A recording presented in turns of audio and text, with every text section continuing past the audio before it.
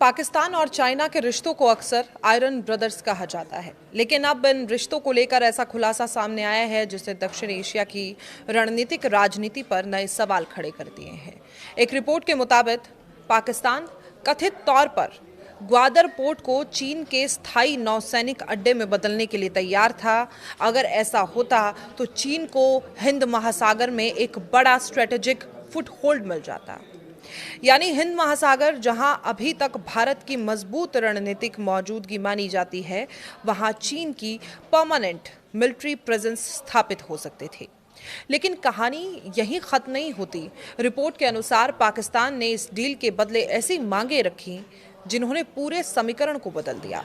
उसमें से पहली मांग, अगर चीन ग्वादर में सैन्य अड्डा बनाता है तो अमेरिका की संभावित डिप्लोमेटिक या इकोनॉमिक कार्रवाई से पाकिस्तान को पूरी सुरक्षा दी जाए।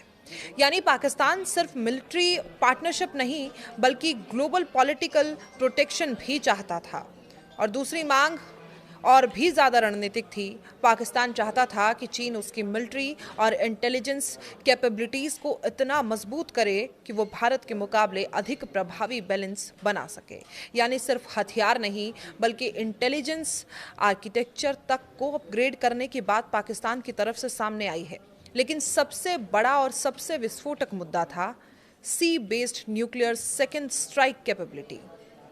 ये वो मांग बताई जा रही है जिस पर चीन पीछे हट गया। और अब सवाल ये कि आखिर ये सेकंड स्ट्राइक कैपेबिलिटी इतनी खतरनाक क्यों मानी जाती है। देखिए, सरल भाषा में इसे समझिए। अगर किसी देश पर पहला परमाणु हमला हो जाए और उसकी जमीन पर मौजूद न्यूक्लियर मिसाइल नष्ट हो जाए तो भी वो समुद्र में छिपी परमाणु पनडुब्बियों से जवाबी हमला कर सके। इसे सेकंड स्ट्राइक कैपेबिलिटी कहा जाता है। यानी दुश्मन चाहे पहला हमला कर दे फिर भी जवाबी परमाणु हमला संभव रहेगा। और यही क्षमता किसी देश को लगभग अनस्टॉपेबल न्यूक्लियर पावर बना देती है। इंडिया के पास ये क्षमता मौजूद मानी जाती है। भारत की न्यूक्लियर ट्रेड स्ट्रेटजी इसी अवधारणा पर आधारित है। और अगर पाकिस्तान को भी ऐसी क्षमता मिल जाती तो दक्षिण एशिया का पूरा स्ट्रेटेजिक बैलेंस बदल सकता था।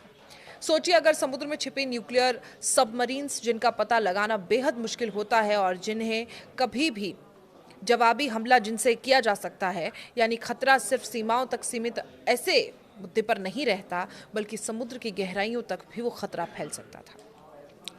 इसी मुद्दे पर एक्सपर्ट्स मानते हैं कि अगर पाकिस्तान को ये कैपेबिलिटी मिलती तो साउथ एशिया में आर्म्स रेस तेज हो जाती, नेवल न्यूक्लियर कंपटीशन बढ़ता और भारत चीन पाकिस्तान के बीच स्ट्रेटेजिक टेंशन नई ऊंचाइयों पर पहुंच जाता।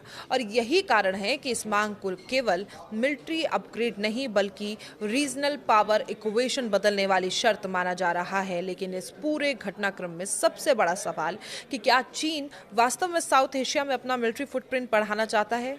क्या ग्वादर सिर्फ एक कमर्शियल पोर्ट है या फ्यूचर नेवल स्ट्रेटेजी का हिस्सा है? क्योंकि चीन पहले ही साउथ चाइना सी, ताइवान स्ट्रेट और इंडियन ओशियन रीजन में अपनी मिलिट्री प्रेजेंस लगातार बढ़ा रहा है और पाकिस्तान वो लंबे समय से चीन का सबसे करीबी स्ट्रेटेजिक पार्टनर माना जाता रहा है।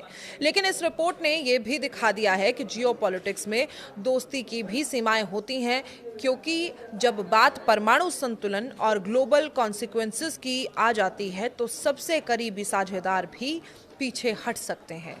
अब सबसे बड़ा सवाल यही है कि क्या हिंद महासागर आने वाले समय में दुनिया का सबसे बड़ा स्ट्रेटेजिक बैटलफील्ड बनने जा रहा है? क्योंकि लड़ाई अब सिर्फ जमीन की नहीं है, समुद्र की गहराइयों की, न्यूक्लियर डिफरेंस की और ग्लोबल पावर प्रोजेक्शन की भी हो चुकी है।